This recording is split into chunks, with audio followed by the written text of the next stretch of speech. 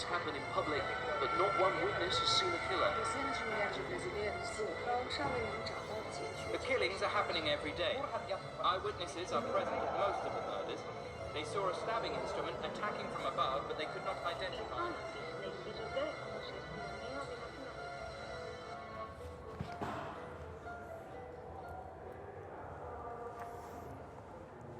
So this is the beginning of Melanie Gilligan's project, Popular Unrest, that was developed as like a sci-fi drama in 5 episodes, conceived to be broadcast online, which is what we're watching from the Popular Unrest website. So Melanie wrote in this video, really like thinking of this format of the TV series, mentioning herself as like a inspiration, so as to say, like conventional form of procedural TV crime shows like CSI and Bones, and like she's really going in this direction of a narrative like that you can follow and hang to.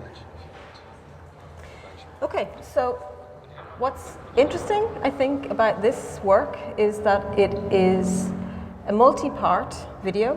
It has episodes and it's quite heavily serialized. So what I mean by that is that there's a strong emphasis on the development of a storyline over the episodes. So there's a progression towards a finale. Mm-hmm. And this means that at the end of each episode, if it's constructed in a serialized way, one immediately wants to watch the next episode. So in addition to working with the specific stylistic features of TV shows like CSI and Bones, she's also working with this larger idea of the serialized drama. And it's not unusual, I think, for artists to produce multi-episode works or to produce works in a series that might have a recurring character or a common situation, but it's more unusual for artists to really serialize the work. So to be able to create this intense engagement with the storyline and with the characters, and to hold attention and to create a certain expectation and a desire to follow the story through to its end. And you think that it's like something that has been developing amongst like artists, working with video and film recently, in parallel with how these notions of like serial and episodic form have developed in TV production as such? Yeah, I think there are parallels, but also differences between the context of commercial television drama on the one hand and artists' video production, which is, there are some connections that we could discuss around economies and particularly distribution platforms, delivery platforms, but there's also, I think, there's a range of differences that need to be opened out between just simply working in a series form with multiple parts on the one hand, and then trying to actually hook in an audience and hold their attention. So one of the things that I've been interested in looking at the televisual in art practice over the last maybe 15 years, maybe a little bit shorter time frame, is there's a shift from artists wanting to, I think, reform television, to correct it or improve it or necessarily critique it. A shift from this idea of reforming to the idea maybe of television as a sort of resource from which you can draw things. And one of the things you can draw on is these ideas of the genre drama, the police procedural, or the soap opera set in a domestic scenario. These are sort of generic forms. And obviously there's ideas of character and sort of certain ways of plotting stories. But I think serialization in its currently very intensified form is something that is a sort of it's become a resource for artists more recently. But there are challenges to how artists might really work with serialization. And I think it's probably maybe useful to explain the difference between simply an episode and a series. So we know that Melanie Gilligan in this work and in some previous works, such as, for example, the Crisis in the Credit System, and also the more recent work, The Common Sense, that she has made multiple episodes, and the completed work involves maybe 5 episodes. But if we look at television generally, most types of TV, drama, and also comedy as well, there is the idea of structuring the story into an episode and having a kind of some sort of mini resolution in the episode. And then there are storylines that might be plotted over a full season, or perhaps even plotted over multiple seasons. And if we look at the history of particularly serialization as it's become more intense in US TV drama, one of the things that I suppose it would be important to think about is subscription-based TV services like HBO, which are not advertising driven, but are more driven by subscription payments. So there's an imperative to hook the audience and hold their attention, but there's also the possibility of developing a kind of storytelling that is complex and is allows for really an expansive emotional range in the characters, and also allows for threads that might they might be quite subtle, and they might be followed by very committed fans over multiple seasons. And which is in contrast to what would be like the episodic format as something which like stays in this looking for resolution inside of the format of one episode, without the sophistication of different narrative arcs that would bind together the different episodes and make this kind of like excitement and expectation to follow and continue looking at the what's next and how the project is developing. Yeah, so in a sort of classic TV from the sort of 70s, it was important to syndicate the episodes, so they had to have reruns, and selling on the episodes for syndication was a big part of the economy of making television, and you had to be able to follow the episodes out of order, so it was important to be able to dip in and out. Similarly with soap opera, traditionally soap opera has had multiple overlapping story arcs, so even if one storyline was ending, another had already begun. So actually the story world was continuing, and you could come in and out. You might be a very dedicated follower and be watching every storyline intently, but it might not be necessary to feel that you were progressing towards a very dramatic season finale or series finale. And there's different moments in the history of particularly US television. The X-Files is this quite famous example where the fans were very dedicated, but also DVD box sets made it possible to really to extend certain aspects and intensify certain aspects. So the X-Files ran for a very long time, and the distribution systems changed during that time. So the way in which you could actually draw in the viewers, it allowed for new possibilities. And even the run of X-Files overlaps with the use of blogs and the beginnings of social media. So there were certain kinds of promotion that could happen around releasing the box sets. So there's a close connection between serial form and economies of distribution. And I think that what's interesting about Melanie's work is that she has made certainly Popular Unrest and also Crisis in the Credit System. They're devised to be viewed not just in the gallery but also online. Yeah.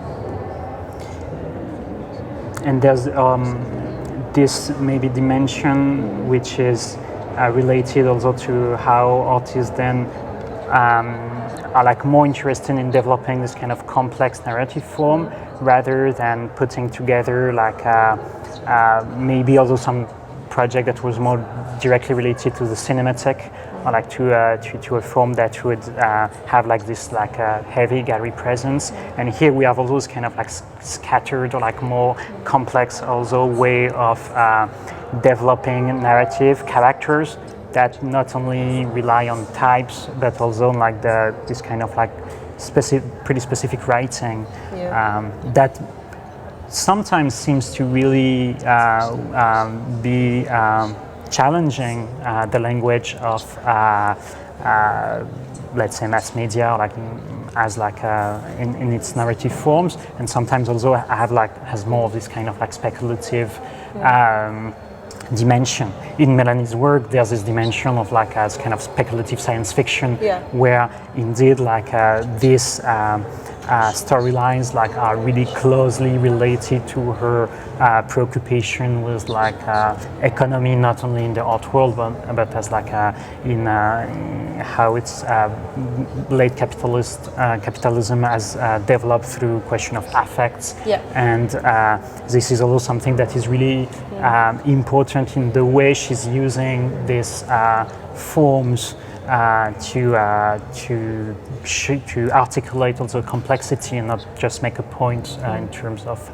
Yeah, and she's very much working with affect as part of her content. That's what she's trying to explore, this intersection between the body, affect and technology and algorithmic processing of data that relates to affect. And I think that it's interesting that serialized drama actually allows for a certain deepening of focus on relationships and also character motivation, and that's been there for a long time. But it's interesting to see how much the exploration of emotion and affect has become important to artists. And one of the other artists that we were talking about in exploring these ideas is Shanna Moulton. And Shanna's made multi-part works, though that's not quite the right term to use. She has a recurring character, Cynthia, who appears in a number of different works, which are all collectively framed through reference to this idea of whispering pines. And the works are numbered. So Whispering Pines 6, 7, 8, and so on. And Whispering Pines is a situation or a place. In at least one of the videos, there's a suggestion that it's a retirement home, or it's a place where people have gone, a community where you can withdraw from the sort of rigors of everyday life. And Cynthia as a character she's an alter ego in a way for Shanna Moulton, because there's a performance aspect to Shanna's practice, and there's also an object-making dimension. So there are many aspects to this work that are not just contained by the idea of a television drama. It spills over beyond that. But I think hers it's a good example of work that has certain structures, such as the recurring character, the naming of the work as though it is a series, but it's not serialized in the same way as Melanie Gilligan's. So when we come to the end of one of these Whispering Pines stories, we don't immediately feel, I have to know what happens next. She's not really playing with this idea of expectation and tension in quite the same way. In fact, most of the episodes have a strong episodic resolution. So she will go on a journey within the episode. She might literally go to another place or another dimension, but she will usually, something will be learned, or there will be some kind of arc that is resolved within the episode. So, but at the same time, having a recurring character and a recurring scenario allows for the work to be recognizable in a particular way, and probably also works well in terms of expanding its audience. It gives the work a kind of maybe visibility, and she can then draw out elements of it in different situations. So I think there are many reasons why an artist might have a recurring character, but it's also interesting that affect and the territory of what's happening inside her body and her experience and relationship to the sensations that she's encountering and her inner mental state, they're all things that she explores quite consistently in all of the videos featuring Cynthia. What I think is also interesting in this kind of like episodic form that is like a character center is that it's at the same time like clearly linked to like this televisual, to the extent that it may be also connected to short TV forms that would be this kind of like very short TV series that would be not like the more like high production value in terms of TV shows, but that kind of link to also a tradition of, let's say, slapstick or some like more like from the early cinema, like I would say, like just to put it simply, like Chaplin's recurring character, to the extent that also like Shanna Moulton uses a lot of music, but her character is always silent and has to interact with this like weird world of object that is like deeply contemporary, not only in the aesthetics she's choosing, like using a lot of like a green screen, using a lot of this kind of like a coded little object that have this kind of half cute, half like technological kind of qualities. And I kind of like also how you have like this really strong connection to how we are used to look at like these short TV forms and how they also like connected to this let's say more traditional but also still dynamic and pretty funny way to address the domestic and the mundane through a character.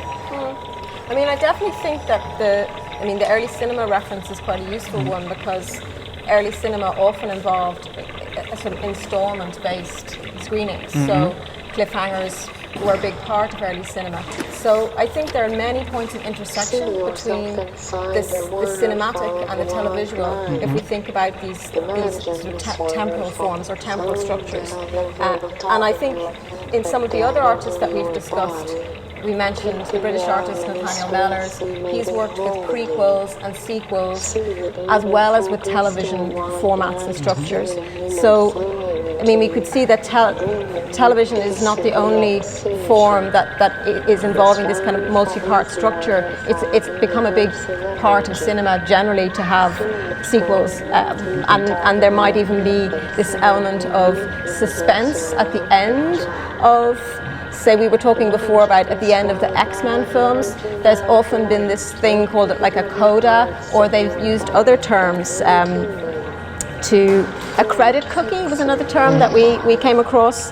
So if you stay at the end of the credits and you're really diligent, you'll be rewarded as a fan because you'll see a couple of minutes of one of the X-Men characters basically pointing you towards what might be the next installment.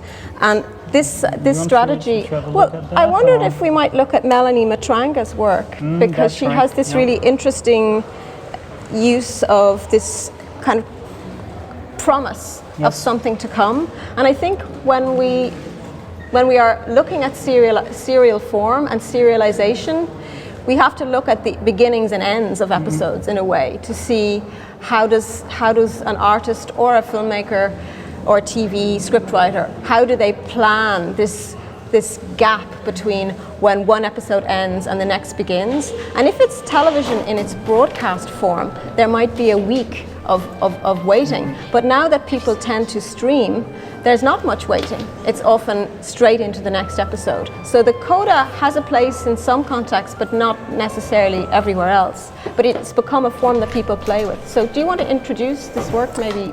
Yeah, maybe. Melanie Matranga made this TV, like kind of web series called From A to B through E. Perfect timing there. indeed, as a project in the framework of like the Freeze Art Fair. So, and like she put herself in a situation of filming during the construction of the fair that we see in this shot, for example. She worked with two actors, having set with them like some kind of like, it's a couple.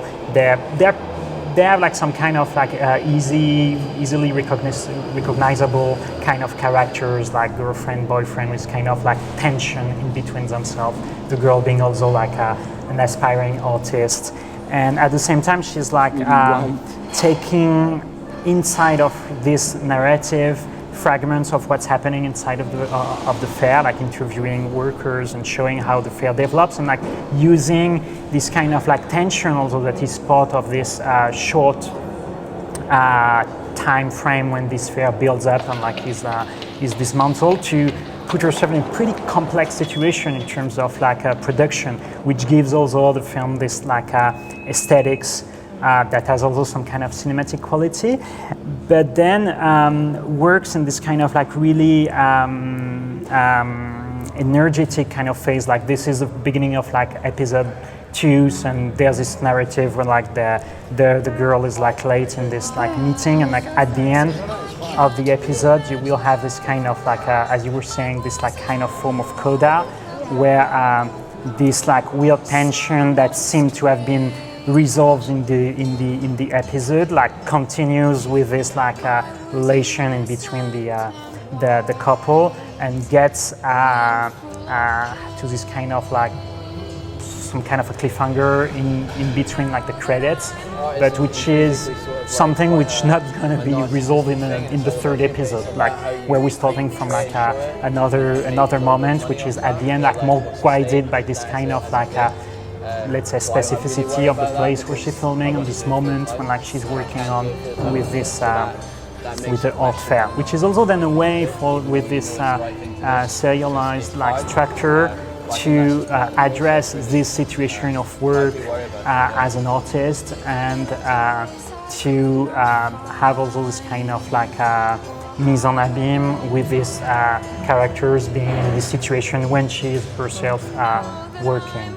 Whoops. Yeah, and she's a very affecting character. Mm-hmm. I mean, it's well scripted in the sense that it draws us into the inner world and the dilemma of this character. Mm-hmm. It's a great performance, but also, as you were saying, it's in some ways it's a stock character. It's the girl who has a sort of a shitty boyfriend. Basically, he's not great, and he's trying to undermine her in various ways. So immediately you're able to enter into this story world because the characters have a slightly stock quality, but then they're inserted into this situation that's really quite strange. So they're carrying out their relationship dynamics within the fair, and it's actually, when you encounter this work, you're probably going to know a little bit about how it was produced, and the time frame for the making of the work is the installation of the fair.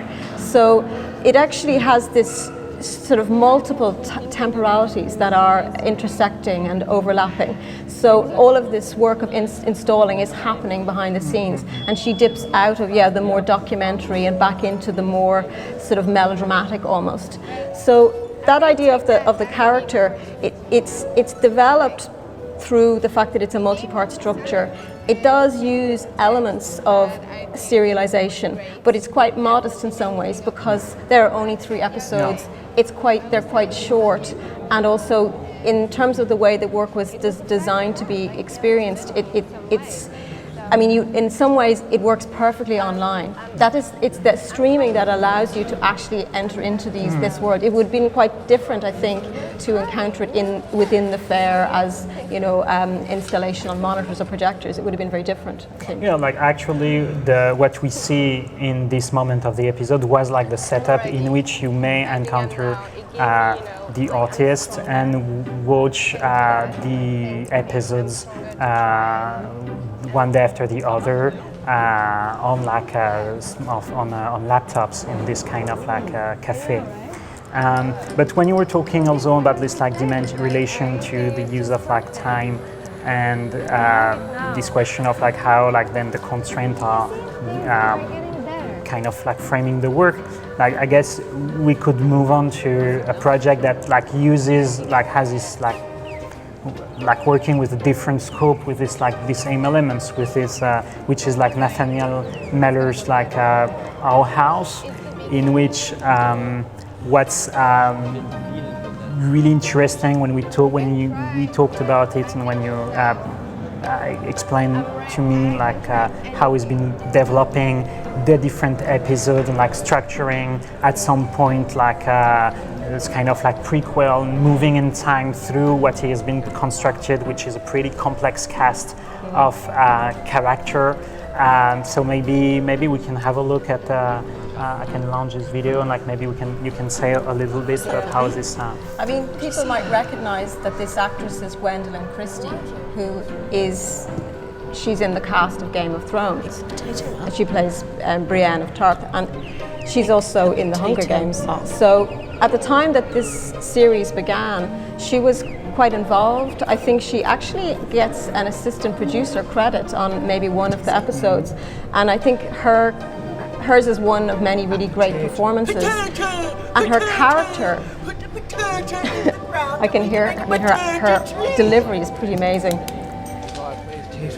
So, they grow into the ground. yeah, I'll keep talking. I mean, the dynamics are really complex in this. So Our House, at the moment, I think there are maybe 5 episodes, and then there's one of them is a recent one, and it's described really as a prequel. So yeah, this is this one in which like we can look at this like short excerpt in which like there's a change of yes. So Gwendoline Christie was replaced in this episode, and that's referred to, and there's a sort of almost sort of joking acknowledgement that something has changed, and she, you know. She's the one. So yeah, this is Laura D. Milnes, who is playing the character of Baby Doll, and it's a family drama. It's a melodrama. So there's a family. There are 2 sons. They're usually. We see them in a crumbling English manor. In this most recent episode, they're actually in Preston bus station, which is a really popular local landmark in Preston, which is near Manchester. And it's a brutalist bus station, which is also a car park. And most of the story revolves around the relationships between these people, but there is also a fascination with time. So time travel in a way, and also evolution and devolution. So I think Nathaniel Meller's work there's a reference to cinema in many of the episodes, but it is actually it has very high production values. The episodes are quite lengthy. They can be maybe 40, 50 minutes. They also have quite a large cast. And in a way, they visually come kind of closest to the production values that we would associate with commercial television, because the resources are quite significant. So a lot of these episodes would be made with several institutions involved as commissioners. And we're looking at clips that are on Contemporary Art Daily, because this work is not designed to be viewed online. This work is very much gallery based, and also there are objects similar to Shanna Moulton. There are sculptural elements that are really quite integral to Nathaniel Meller's practice. So when one encounters an episode of Our House, and you might only see one episode in an exhibition at a time, or you might see 2 or 3, you will also encounter objects that have a relationship to things you see on screen. So they might be props, or they might have a visual resemblance to props. And you also have, in a lot of cases, a kind of spilling over from humans to objects that is explored sculpturally as well as narratively. And he's very interested in language, and in this, I guess in the family melodrama in the British tradition, there's often been a focus on class, and also on maybe accent as a marker of class. And in this scene, Gwendoline Christie is really tormenting Bobby, the gardener, and she's mocking him for his Irish accent, and she is forcing him to say the word potato over and over again. But Bobby is a recurring character, and the dynamics spill over from the family to their like wider social circle. But I think what maybe makes this work a little bit different from some of the others we've discussed is that while we begin with very familiar components, such as the family, the house that people live in together, these ideas and thematics of class, they're very familiar to kind of a lot of British television viewers, for example. We move quite quickly into very strange territory, and the relationships start to crumble and dissolve, and the boundaries between people and things are quite unstable, and language is quite unstable. So there is a use of the knowledge that many viewers will have of these conventions and norms of television. And that's, I think, very much in keeping with this idea I mentioned at the beginning of using television as a resource. So there's a lot of drawing upon what will already be familiar, but then quite quickly disturbing it or deviating from it and trying to mess it up in some way. So that's, I guess, where the work shifts away from commercial television, even if it might use TV actors and it might involve TV production personnel. So it has this other agenda which becomes apparent quite quickly. Yeah, to the extent also that like the strength of such a work is at the same time to create this kind of like universe and like address our attention or our spectatorship in this kind of like narrative structure, but at the same time it remains like really an artist project in terms of being really focused on questions and that are like pretty conceptual. Like this question of language is really addressed in like a really sophisticated and complex way in each episode, and as long as the series is developing, and you also have like a sense of burlesque and nonsense that would be like impossible, I guess, to get on air in any TV show. I mean, you could say there are points of contact with something like Twin Peaks. There's absurd things that happen that are unexplained, but it definitely is.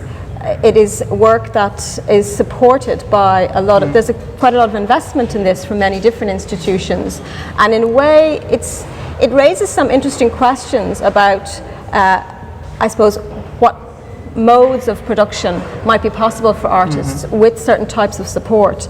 I mean, one of the things that I think was very interesting in looking at Melanie Gilligan's work is the fact that the most recent work, the Common Sense, that's not available online. That's right. Yeah. Or not in the way that her earlier works were. So there is a sense that if you're not in a subscription model, perhaps you can't just allow these works to be, freely available. That there has to be some kind of there's maybe a limit on where you can go in this sort of moving towards a TV production model, because you don't have the economy of subscription to support it, and you don't have the scale, maybe. Yeah, there's definitely this kind of interesting paradox to which like this serialization allows like to develop a certain type of ideas, questions, and also like to develop a kind of like really an audience relation which is really like exciting and like potentially developing to direction of like this kind of scattered also modes of distribution that are now like everybody knows like TV is now more like something that exists like on like multiple supports than the old sense of like big channels and networks. And on the other hand, as you say, like these possibilities are still like linked to question of production that some artists are able to like use this serial as a resource to gather money around, and with some others it becomes also more of this kind of like more complex situation with which still like to find like a good balance in between these different channels of distribution. Yeah, I mean, I think we have more we could say, but I think we may run out of time. I think we may run out of time, and maybe we can find a way for the production to switch to something else.